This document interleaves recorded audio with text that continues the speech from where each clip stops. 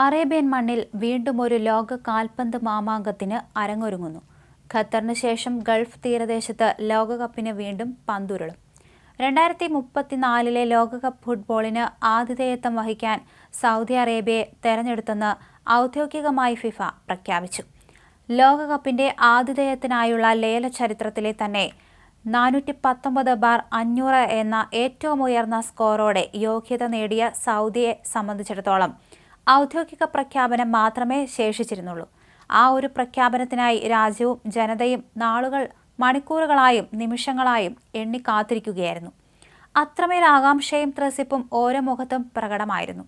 ബുധനാഴ്ച വൈകിട്ട് 5-ന് ഫിഫ അസാധാരണ ജനറൽ അസംബ്ലിയിൽ പ്രസിഡന്റ് ഗിയാനി ഇൻഫെന്റിനോ ഔദ്യോഗിക പ്രഖ്യാപനം നടത്തുമ്പോൾ ആ ദൃശ്യങ്ങൾ റിയാദ് ബോളിവാർഡ് സിറ്റിയിലെ പടുകൂറ്റൻ സ്ക്രീനുകളിൽ മാത്രമല്ല, രാജ്യത്തെ സ്വദേശികളും വിദേശികളുമായ 3.5 കോടിയിലേറെ വരുന്ന ജനമനസ്സുകളിലും മിന്നിത്തെളിഞ്ഞു. 25 ടൂർണമെന്റുകൾ തികയ്ക്കുന്ന 2034 അസാധാരണ ലോകകപ്പിന് ആതിഥേയത്വം വഹിക്കാനുള്ള ചരിത്ര ദൗത്യമാണ് സൗദിക്ക് കൈവന്നിരിക്കുന്നത്. ലേലത്തിലും യോഗ്യത സംബന്ധിച്ച വിലയിരുത്തലിലും റെക്കോർഡ് പോയിന്റുകളോടെ മുന്നിലെത്തിയ സൗദി ഇനി ലോകത്തിന്റെ ശ്രദ്ധാകേന്ദ്രമാകും.